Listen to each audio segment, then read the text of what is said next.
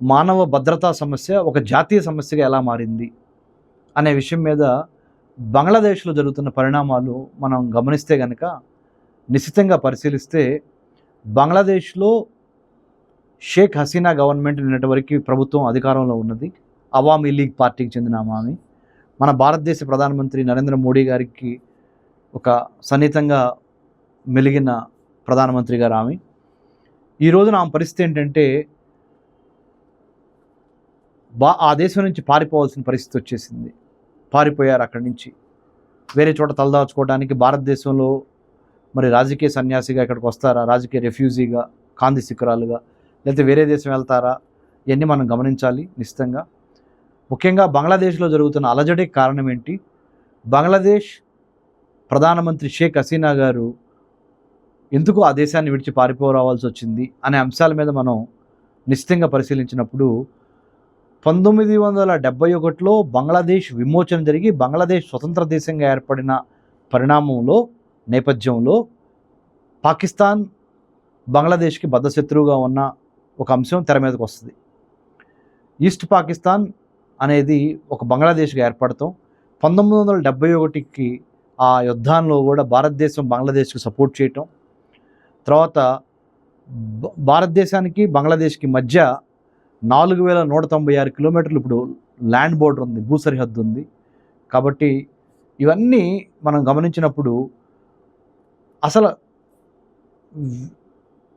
తేడా ఎక్కడొచ్చింది, యుద్ధ వాతావరణం ఎందుకు ఈరోజు యుద్ధ వాతావరణం ఎందుకున్నది అని మనం గమనించినప్పుడు, అశాంతి ఎందుకుంది అని గమనించినప్పుడు బంగ్లాదేశ్ యొక్క విమోచనకి సంబంధించి పోరాడిన బంగ్లాదేశ్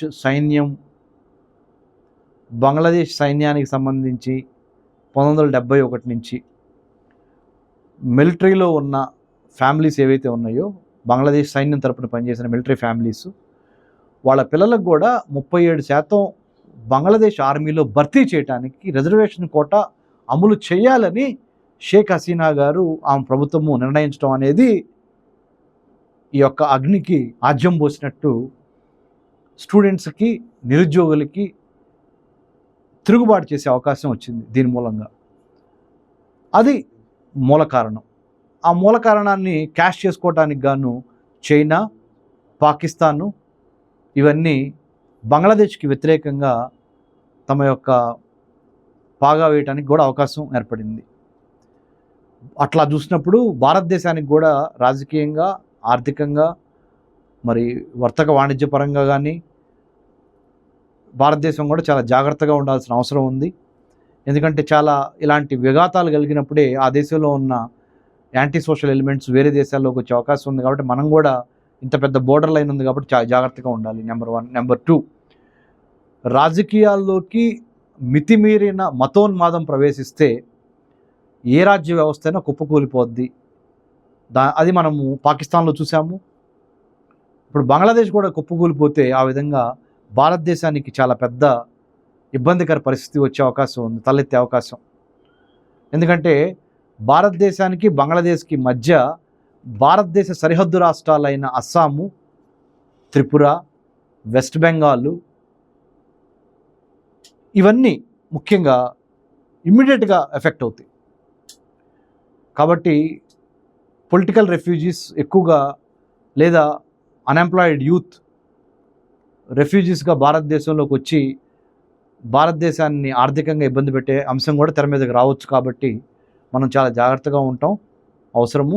మన భారతదేశ ప్రధానమంత్రి గారు, విదేశాంగ శాఖ మంత్రి, ఆర్థిక మంత్రి, జాతీయ భద్రతా సలహాదారు, మరి రక్షణ శాఖ మంత్రి, మన హోమ్ మినిస్టర్ గారు అందరూ కలిసి కూర్చొని దీని మీద బ్రెయిన్ స్ట్రామింగ్, మేధోమదనం జరుగుతున్నది. బంగ్లాదేశ్ పరిస్థితి చేజారక ముందలే బంగ్లాదేశ్లో శాంతి రావాలి. It is in the best interest of India that Bangladesh should be stable and prosperous. సైనిక పాలన ఆల్రెడీ స్టార్ట్ అయింది బంగ్లాదేశ్లో. నౌ వకీర్ అనే ఆయన మిలిటరీ చీఫ్ జనరల్గా ఇది నా ఫుల్ రెస్పాన్సిబిలిటీ, ఇప్పుడు బంగ్లాదేశ్ని నేను ముందులో తీసుకెళ్తాం అనేది డిక్లేర్ చేస్తున్నారు. చూడాలి, బంగ్లాదేశ్ పాకిస్తాన్ లాగా కాకుండా, ఆఫ్ఘనిస్తాన్ లాగా కాకుండా తిరిగి సొంత కాళ్ళ మీద నిలబడతాం అనేది చాలా చాలా భారతదేశం యొక్క అభివృద్ధికి అవసరం. ఎందుకంటే మన పక్క దేశం బాగుంటేనే మనం బాగుంటాం, పక్క దేశంలో శాంతి ఉంటేనే మనకి శాంతి ఉంటుంది.